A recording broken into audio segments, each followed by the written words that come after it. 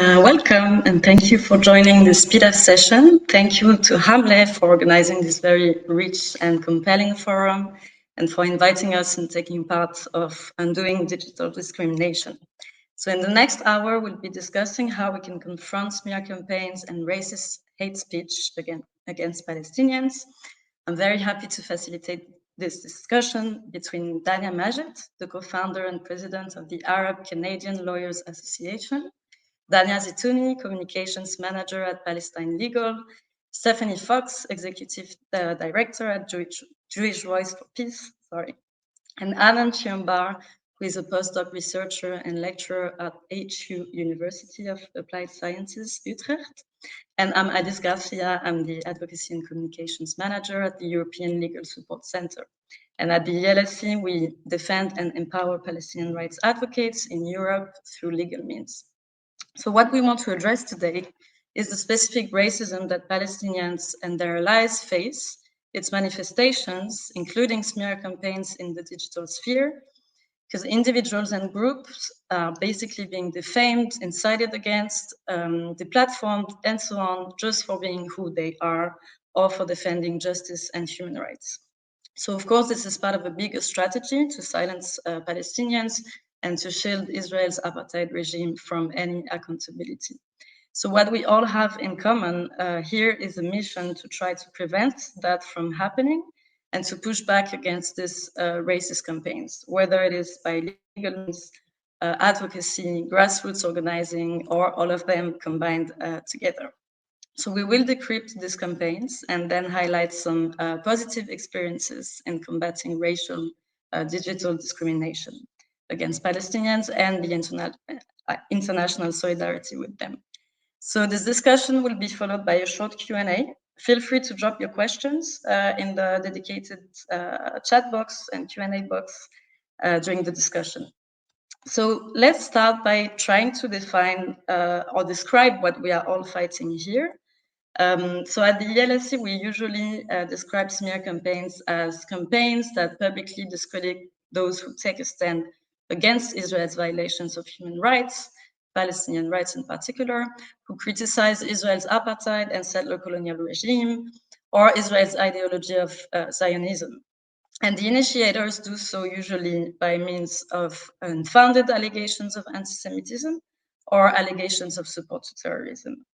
And I think we all have examples of such smear campaigns which fuel racism against Palestinians or are an expression of it, especially in the digital sphere. And I would like to hear your experiences as activists, lawyers, or academics who speak out in the defense of Palestinian rights. But just before that, a very important note on anti-Palestinian racism. Dania Majed, in the landmark report that you published last year with the Arab Canadian Lawyers Associations, you propose the following description of anti-Palestinian racism. I'm going to read it because it's very important, I think, for everyone to hear it. So, anti-Palestinian racism is a form of anti-Arab racism that silences, excludes, erases, stereotypes, defames, or dehumanizes Palestinians or their narratives. Anti-Palestinian racism takes various forms, including denying the Nakba and justifying violence against Palestinians, failing to acknowledge Palestinians as an indigenous people with a collective identity, belonging and rights in relation to occupied and historic Palestine, erasing the human rights and equal dignity and worth of Palestinians, excluding or pressuring others to exclude Palestinian perspectives, Palestinians and their allies, defaming Palestinians and their allies with slander, such as being inherently anti-Semitic, a terrorist sympathizer or threat, or opposed to democratic values. Dania, can you tell us why it is so important to define anti-Palestinian racism, or more precisely describe, and who is affected by anti-Palestinian racism? Palestinian racism was developed after a broad consultation and incorporating the feedback that we received from those who participated. And the methodology and the framework, including the full description, are all described in detail in our report, which you can find on our website, canarablaw.org. We decided to call this a description rather than a definition to recognize that this is a framework and it's a starting point for discussions of our experiences, and that it could be adapted, for the different contexts where we do our work and where anti-Palestinian arises. So, for example, it might manifest itself differently in different cities or countries. The context that we experience it at schools or on campuses might be different from where it arises in government laws and policies, or in the media, or on social media, as well in the arts and cultural spaces, and even in the employment context. So there were many reasons why we felt it was important to describe anti-Palestinian racism, and the description you read out really reflects a lot of the stories that people have shared with us or that we've personally experienced. So this report really comes from a grassroots place and from a personal place.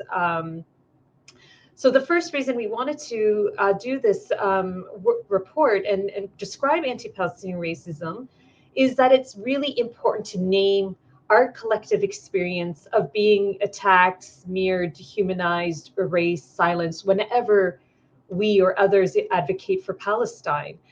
And we noticed prior to this report that whenever we did experience an attack, many of us, try to defend ourselves, justify our truths and our positions as valid under international law. And really, for many of us, international law is not an accessible, and it's not a realistic, for our communities to become international law experts whenever they come under attack. And the other piece is that international law doesn't really describe what is happening to us when we do face an attack. We're not being attacked because we have a disagreement on international law, but it's the attack or anti-Palestinian racism comes from the concerted effort to silence advocates from sharing the truth on Israeli apartheid and occupation. So I just want to clarify that I'm not saying that anti-Palestinian racism,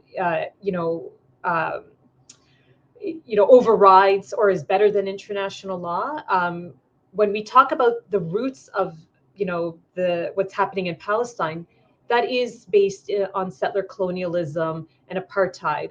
But anti-Palestinian racism comes from what happens to us as advocates, as a community, as a people, whenever we speak the truth to Palestine. And this is why, so that's the distinction of when you would use one versus the other. And just really quickly, what we heard from community and in doing our work is that, by naming this, anti-Palestinian racism and these campaigns as racist, we are no longer isolated. Our experiences are now validated under this framework. It's not something that is unique. We are not an outlier. This is something that is systemically happening to us as a community. And the result is racial trauma that we experience. And it's not something that's in our head, but it, by acknowledging it, it helps, helps empower us and our ability to address this. And again, the report is meant to be a tool of an empowerment. And it is something that is meant to be used to push back against those smear campaigns and to call out the racism that fuels those campaigns against our communities. And it really puts the onus back on institutional decision makers to weigh our experiences as well when we come under attack. And lastly, it's a tool that we can use for analysis in our work. So for example, when we are subjected to government policies or campus policies or media policies that are designed to silence us, we have something we can use to call out those policies. It is also a tool that we can use to build co-solidarities with other anti-racism and settler colonial liberation movements. And these movements, particularly anti-Black and Indigenous movements in North America, have really brought these discussions into the mainstream. They have created an open spaces to have these discussions, and we have benefited from these movements. So it really, creates an opportunity for us to get involved in these movements and build on those solidarities. And just lastly, about who experiences anti-Palestinian racism. This was an issue that came up in our consultation as well, and it was pretty much overwhelmingly unanimous that anti-Palestinian racism happens to Palestinians, but it also happens to those who advocate for Palestine. Because at the root of anti-Palestinian racism is the attempt to silence those who speak truth on Palestine. And we do acknowledge that the impacts on Palestinians and non-Palestinians will be different. Palestinians tend to be more precariously employed, might have smaller networks, might be earlier in their careers and have less resources. But we also acknowledge that our allies from equity-deserving groups, particularly racialized allies, also face and can come under harsh attacks that exploit the racism that they experience in addition to anti-Palestinian racism.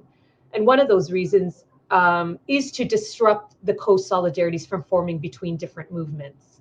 So I'll leave it there for now. Thank you so much, Dania. That's very, thank you for the very necessary work that you're doing as well. Yeah, including with this report that we can already qualify as historical, I think. I'm turning to Dania from Palestine Legal now. Dania, since 10 years, your organization has been documenting and responding to hundreds of incidents of repression against Palestinians and their supporters. We can know more about this in another groundbreaking report, by the way, the Palestine exception.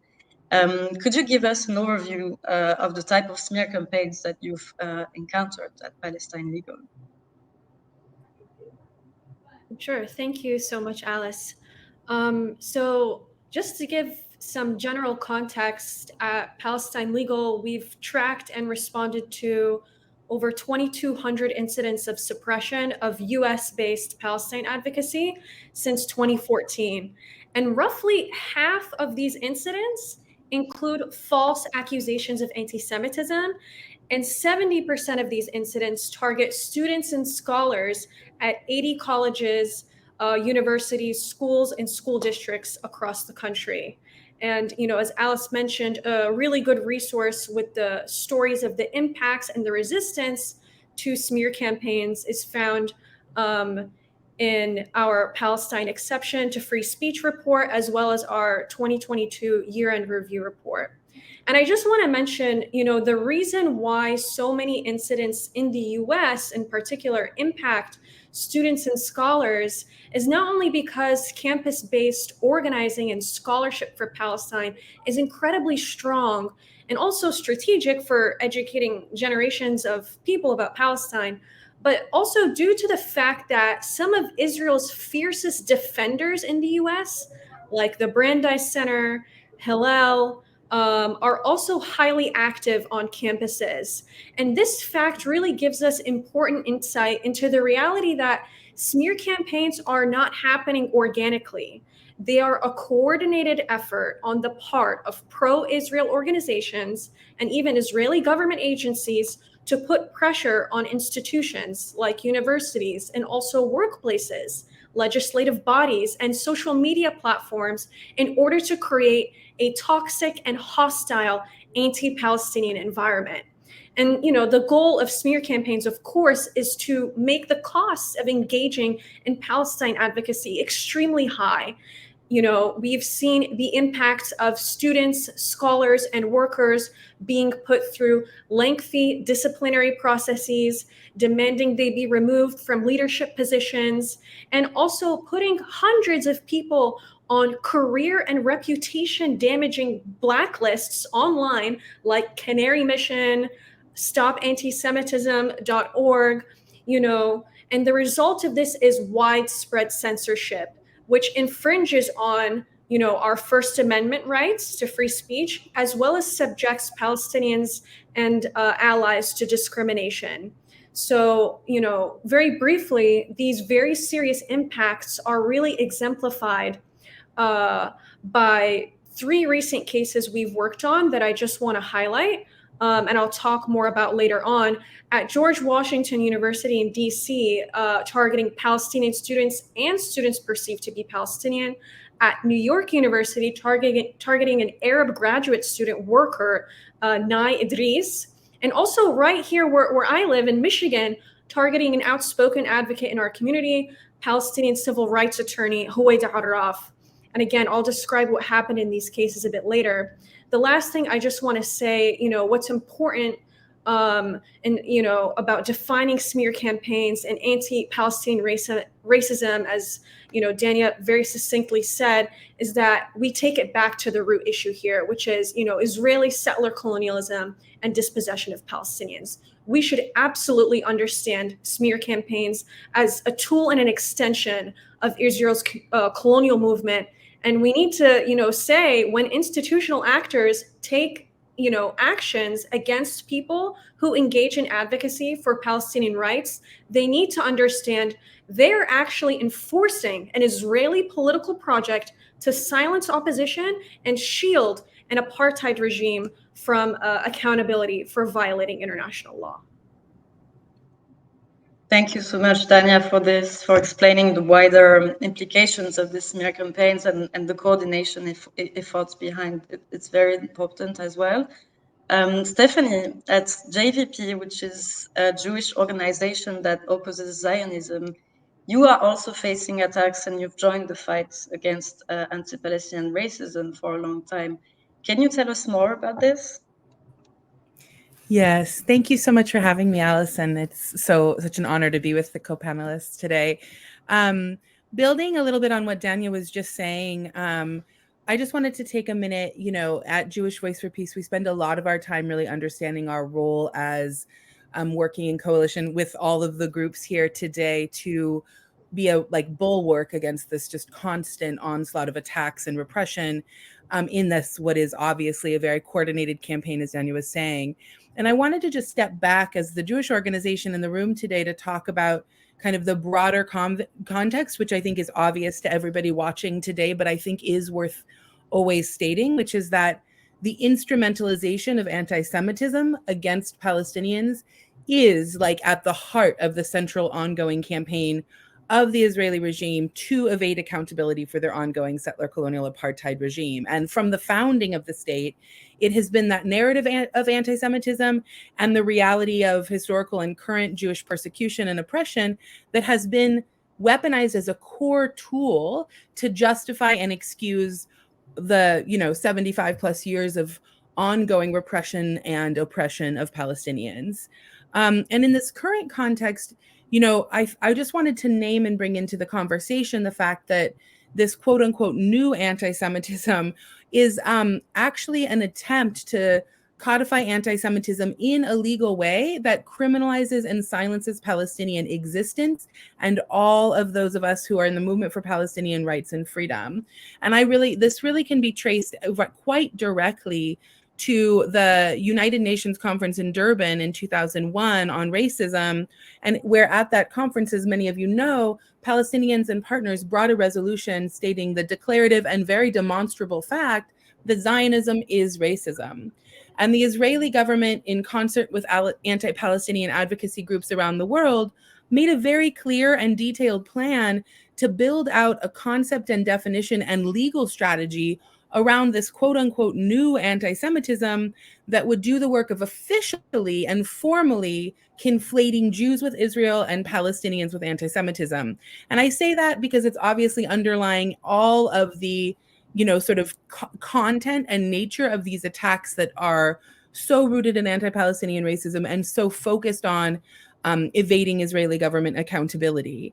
And so for the last 20 years, obviously it's been in place as various and a morphing and sort of evolving campaign to instrumentalize anti-Semitism in that way. But we really see the way in which over the last 20 years, Israel has used a matrix of state and parastate apparatus to kind of advance this work hand in glove with anti-Palestinian organizations, which here in the United States, there are groups like those mentioned like Hillel, but also like the Anti-Defamation League, who play an absolutely critical role in sort of advancing this campaign of repression and silencing. And I just wanted to note too, that I think in the US, we really see the ways that the success of this anti-Palestinian racism and instrumentalization of anti-Semitism to do that and to support the settler colonial apartheid agenda of the Israeli state is is really lauded and learned from by the right here in general. So here in the US, such attacks against Palestinians are like absolutely working in concert with attacks to criminalize protest, attack Black and brown communities, silence critical race studies, and accurate depictions of racism in education. These are all part of a cohesive right-wing agenda and strategy. And we have to like absolutely ensure that we build the coalitions that are like responding to this cohesive agenda that puts anti-Palestinian racism and Zionism right inside of like the broad right agenda that's being pursued here and around the world. Thank you so much, Stephanie. I'm moving on directly to Anand because time is running out already. Anand, what is your experience as an academic talking about Palestine and also as an academic working on decolonizing research and digital technologies? Thank you for having me here. First of all, that is to be said, I'm non-Palestinian, but I am an academic researcher, person of color, and bringing the background of a diaspora, which was, let's say, the cause of colonialism brought me where I am. But that story brings me to why I am involved with looking at what is anti-Palestinian racism and why it is important that as a non-Palestinian academic researcher, I should be interested in this topic because there are so many connecting points to the reality on the ground in different parts of the world where, let's say, things tested on the ground with Palestinians are then deployed. And so for that matter, it is important as a researcher. Personally, what did I face? Well, it has been said that Palestinian people have received a lot of flack when they talk about it. But me as a researcher got some experience with this while doing research on anti-Palestinian racism in the German context.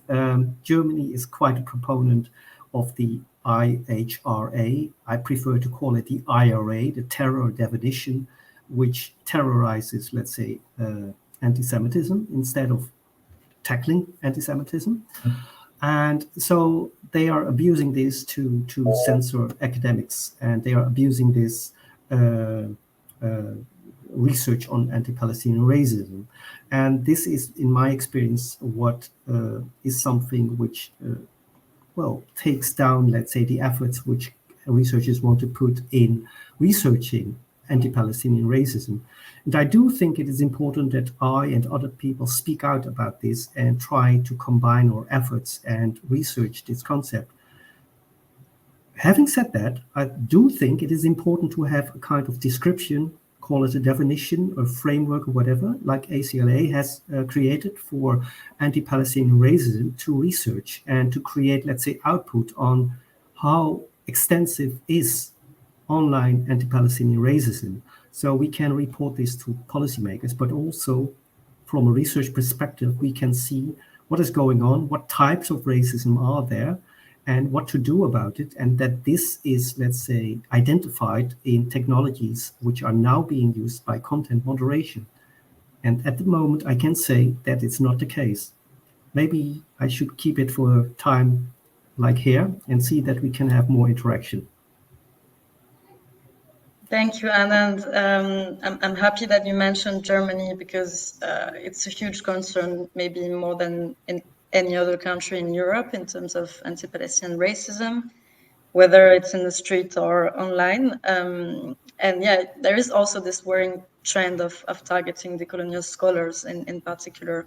There's also the IRA definition that you mentioned. We'll go back to that in a minute. But first, I just wanted to briefly close this first section with mentioning that the smear campaigns that you have all described, they happen on university campuses, in academia, within political institutions, but also in private institutions. And I just wanted to briefly mention the case that we are supporting at the ELSE. It's two women, Afi and Alia, who were heavily sanctioned by their employer, Lloyds Bank, in the UK. And just because they posted messages of solidarity with Palestine and criticized Israeli policies in an internal chat group. So they are now suing the bank, but yeah, just to say that big corporations are not exempt from anti-Palestinian racism. So let's go back now to this IHRA definition or IHRA definition of anti-Semitism. Stephanie, you already talked about this instrumentalization of anti-Semitism. And this is linked to the question that I want to ask, which is, what are the most common tools that are used by institutions or pro-Israel groups to smear Palestinians and their allies? Just in Europe, for instance, we have observed a very important institutionalization of this IHRA definition. And this tool, such as other tools like anti-BDS policies, that are supposed to be non-binding policies, that are supposed to be just a guidance, but we observe that they do have very concrete effects on fundamental rights, and they also legitimize smear campaigns and anti-Palestinian racism and fuel them.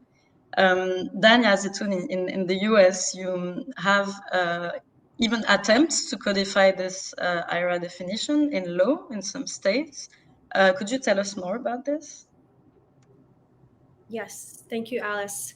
So, I just want to start off first by saying, despite the clear threat of anti-Jewish rhetoric and the rise of attacks against Jewish people from white supremacists, what Israel lobby groups have done instead is, in a growing number of places across the US, is redefine anti-Semitism to silence or criminalize advocacy for Palestinian rights. So we do need to call IHRA what it is. It is anti-Palestinian racism.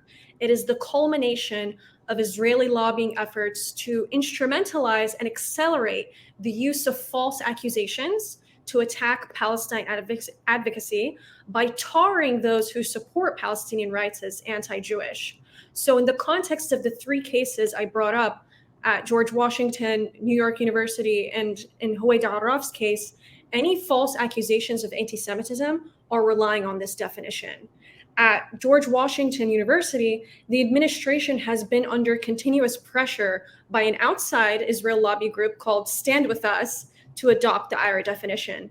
And this is a campus where for years, Palestinian students and students perceived to be Palestinian have been subjected to a years-long hostile environment of anti-Palestinian racism that continues unabated. In just one incident at GW, they canceled a virtual processing space for Palestinian students after Hillel, a pro-Israel campus group, complained it was anti-Semitic. By canceling this processing space, GW denied a Palestinian student who had been shot by an Israeli soldier while studying remotely from her home in the West Bank the chance to access much-needed mental health services. At NYU, which has already adopted parts of the IHRA definition, our client Nye, who works at the Bobst Library, was absurdly charged with anti-Semitism for writing, excuse my language, the word fuck over Israel and free Palestine on an Israeli mailbag that had been discarded in the recycling bin. NYU even tried to deny Nye her right to union representation at her disciplinary hearing. And when her union intervened, NYU opened up a second disciplinary process, this time for vandalism. They also told Nye she would be losing her job the following semester. And in the last case I want to mention briefly, and the most recent one, involves our colleague Huwaida Arraf, who, as I mentioned, is a Palestinian civil rights attorney and a longtime activist. And she's the target of a vicious smear campaign fueled by Israel lobby groups for speaking about her activism at a Bloomfield Hills High School diversity assembly on March 14th. And, immediately after her appearance at the school, there was a heavy turnout of hostile parents who identified themselves as proud Zionists at an emergency school board meeting. They openly slandered Huwaida as a terrorist, and several local Zionist groups parroted these same smears to the local press. There was a barrage of anti-Palestinian and anti-Muslim social media posts. And, this resulted in even death threats to Palestinian and Muslim students at the school. So, this gives you kind of a sense of the systematic and wide-ranging implications of such campaigns that do rely on this IRA definition of anti-Semitism. And later on, of course, I'll end on a positive note by describing the ways that, you know, we've fought back against these attacks. Thanks, Tanya. Indeed, it's a very dark picture, but we have many successes to share later on. Stephanie, at JVP, you're also doing a lot of advocacy with Palestine Legal and others to fight against the definition, this IRA definition, at the political level, but also at the corporate level, right? Yes, you know, we see it. It really is a very comprehensive and sort of totalizing approach of trying to get this introduced everywhere, in spite of the really amazing pushback we're going to be talking about throughout the rest of our time too. Some really, I think, very promising signs of the strength of the movement in pushing back against these intense attacks. But, you know, we're seeing it is important to understand sort of the scale and breadth of where these attempts to legislate and codify the definition are.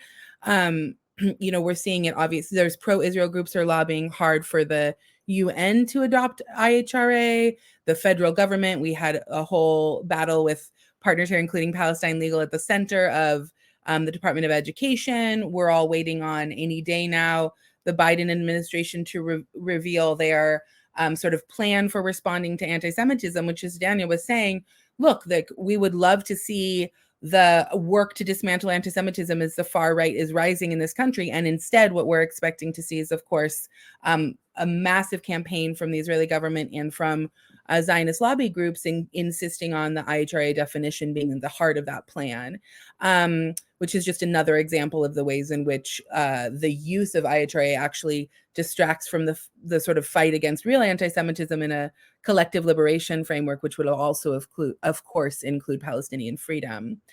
So we see it at the UN, we see it in the federal government, we see it in state and city governments. We're just constantly engaged in local and state level coalitions to push back against legislatures and city governments taking it on. We also have been involved with coalitional campaigns to take on sort of the corporate adoption of the definition, most notably with Meta, which was a campaign that was led with Hamlát at the lead that we were very honored to be in close partnership around. And since 2020 or 21, when we took on in a big effort, the sort of effort by Meta to adopt IHRA and held it back in some ways, we've also really been really moved to see the way Hamlát has taken the reins from there and insisted on sort of really building very helpful structures for the movement that enable us to remain vigilant in the US in partnership around beating back these attempts that are happening at social media companies left and right. Really, I think every time we see the movement for Palestinian freedom led by Palestinians gain traction, gain momentum, we start to see public opinion shifting. We understand that this use of weaponized anti-Semitism through IHRA is used to beat back that progress and to push and repress and silence it.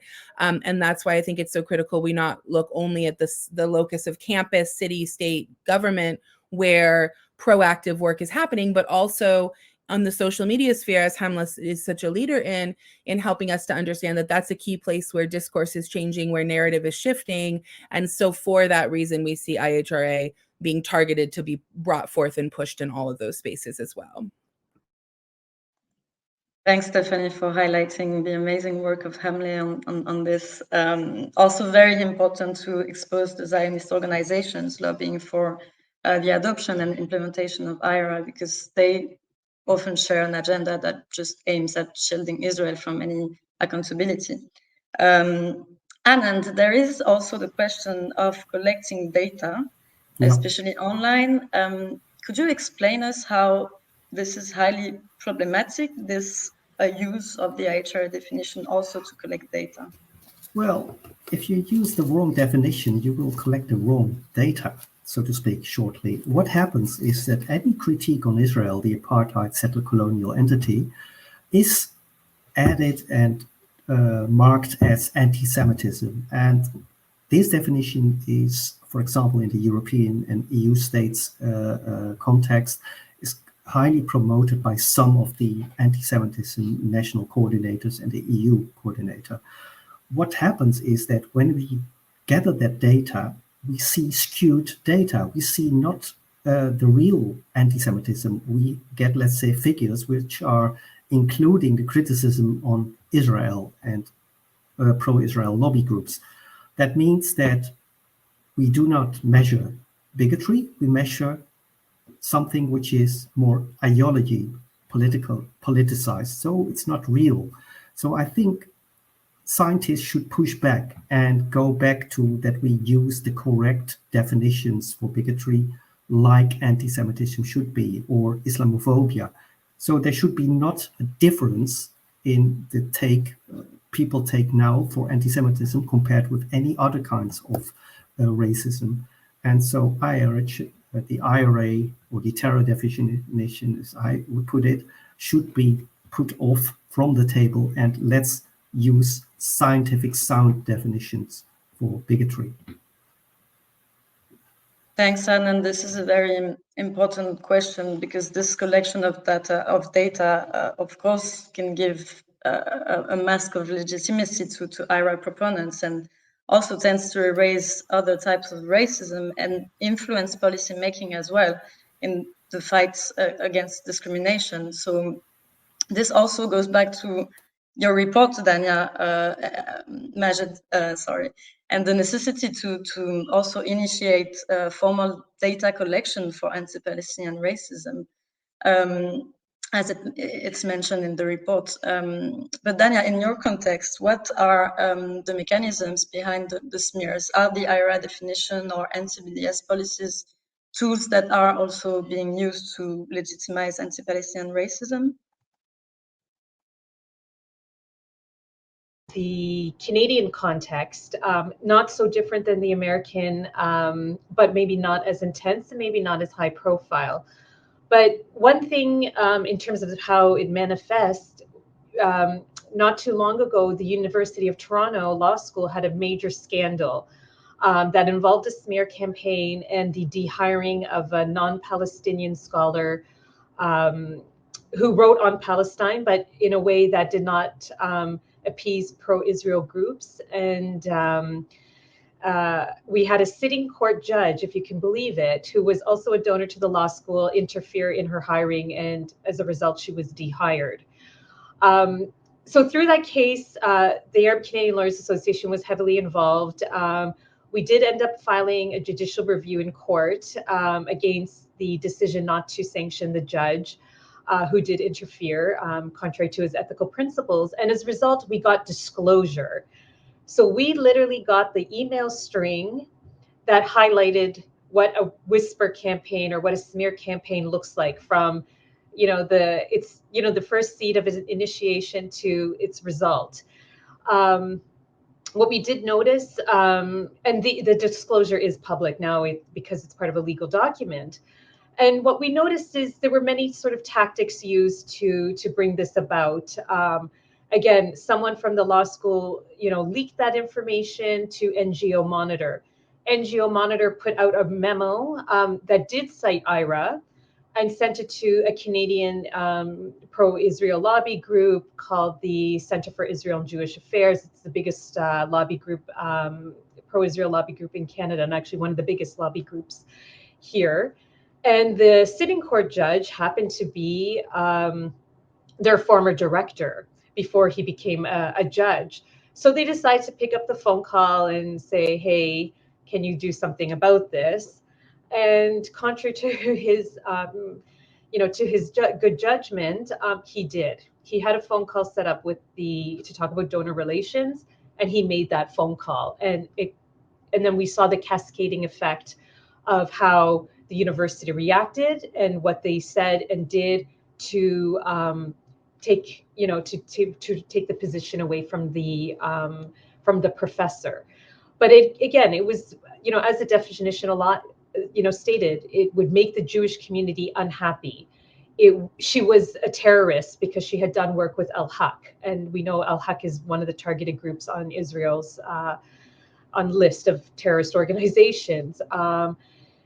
She was obsessive about Israel. So, almost like there was a gendered issue about her obsession with Israel.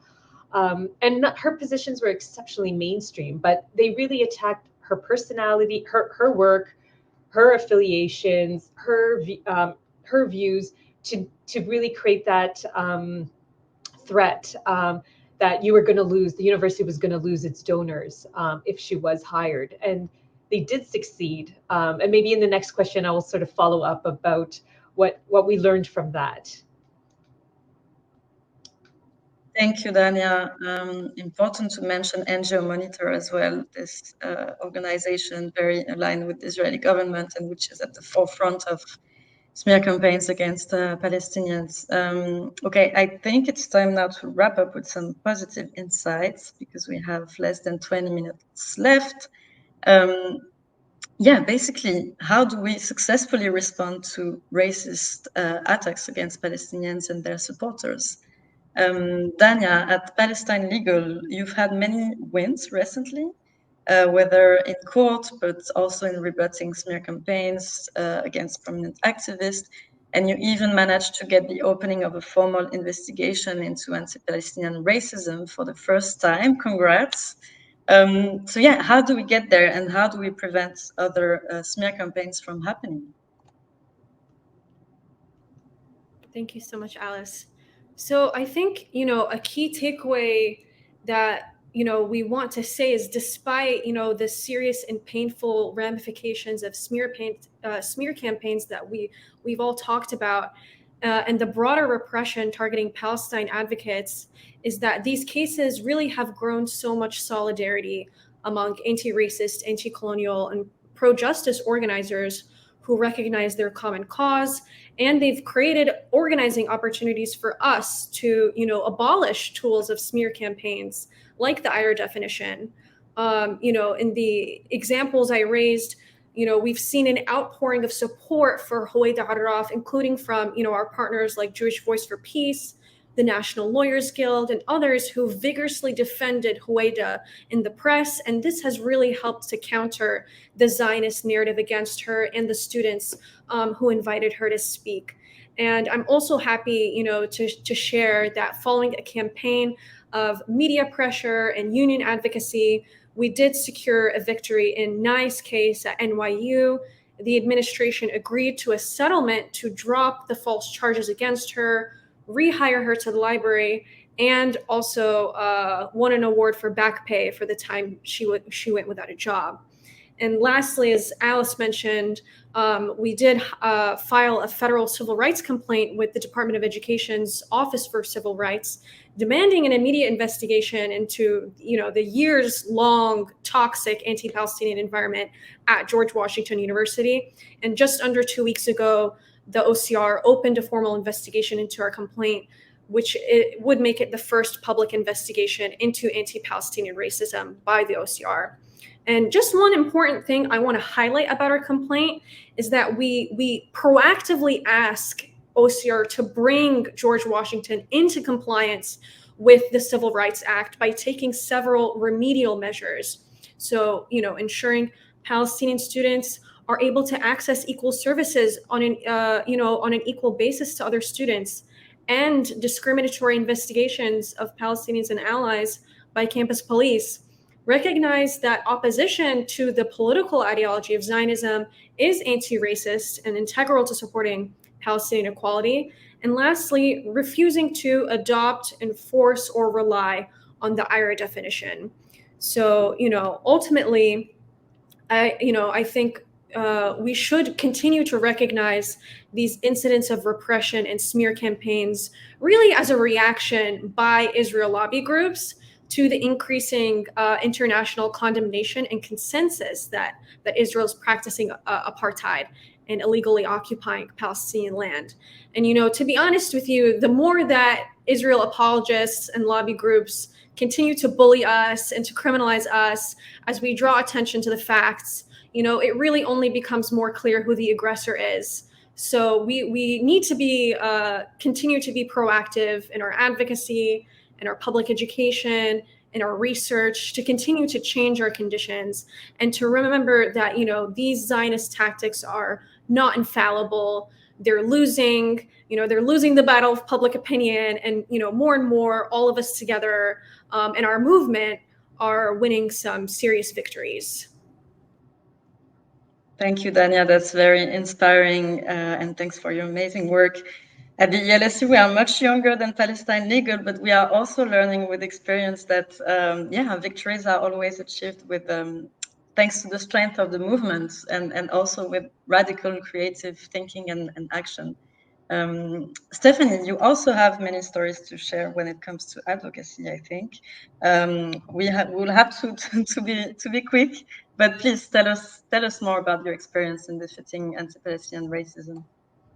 Yeah, I would just echo that message that there is a lot of momentum building in the fight back. I see that, we are involved in coalitions fighting in lots and lots of states and cities, as I mentioned, and in just the last couple of years in the states of Indiana and Georgia and Massachusetts, in counties like King County, Washington, we have seen these multiracial intersectional coalitions take up the fight and win, defeat the imposition of the IRA definition into those spaces and those legislatures. We've also seen promising signs in federal policy making with amazing work led by Palestine Legal and pushing back against the Department of Education trying to take on the definition, and really the way that Palestine Legal does an incredible job of ensuring that it's a conversation that recenters the way anti-Palestinian racism is being enacted through this policy. Same, we're seeing at the UN some promising signs so that member states are understanding what a toxic definition it is. So I think a couple of lessons I just wanted to draw out from those successes in grassroots organizing.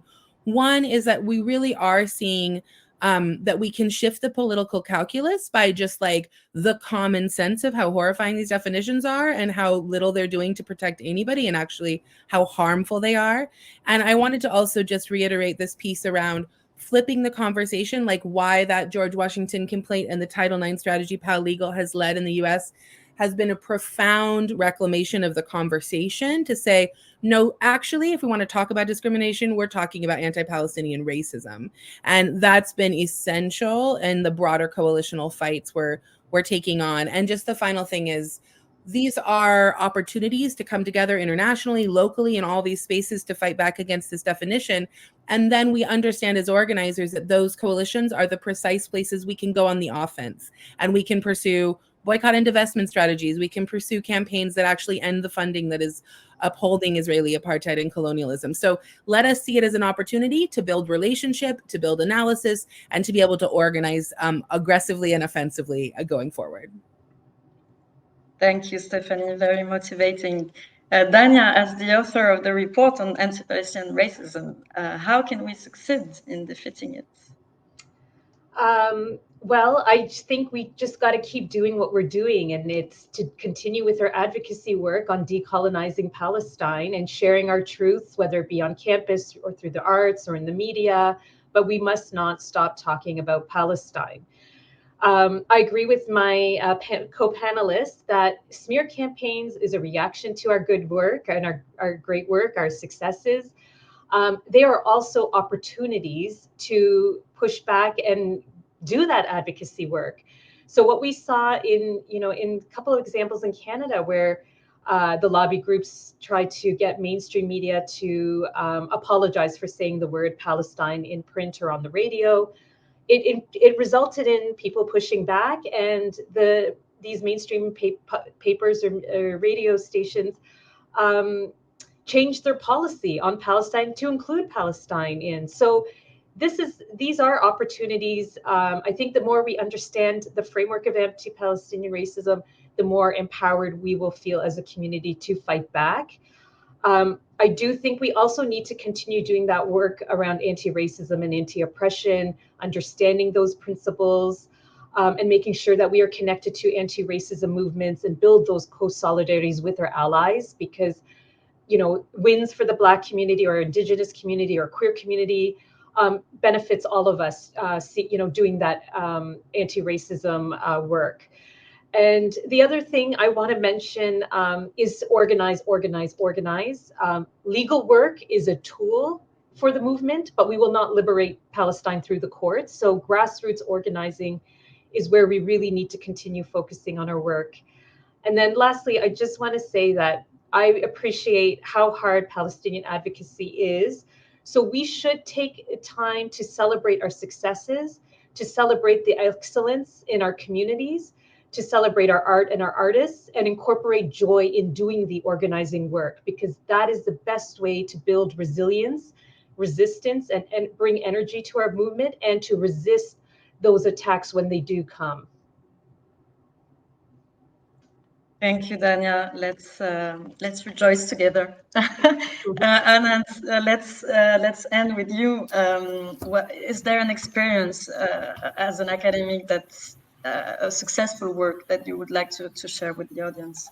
I think one of the things we should learn is that for an academic, even while being smart, it's data I can collect. I can showcase more of anti-Palestinian racism because I am being smart or people try to smart. So that's one thing. So positively, I collect more data to showcase anti-Palestinian racism.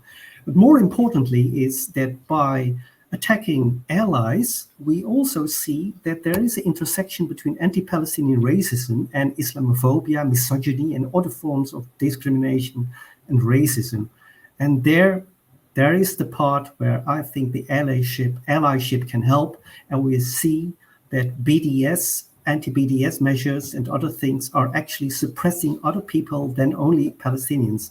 For example, I'm doing research with the African Digital Rights Network, and what we notice is that tested on Palestinians, surveillance technology, spyware is being exported to other places. We should highlight this. We should expose this as policymakers, as civil society, and as researchers, and then we can push back together. So allyship is key in this, and it's inspirational for other peoples to see how Palestinians and Palestinian rights defenders are doing such a great job.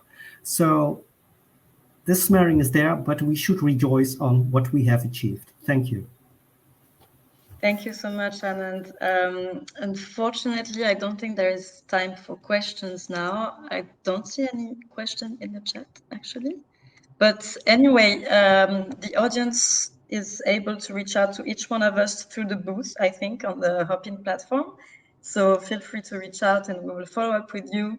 Thank you to our amazing panelists today. I think you have left us very empowered, and that was very enlightening. Thank you to Hamlet for organizing this session and the forum, and have a nice evening, everyone.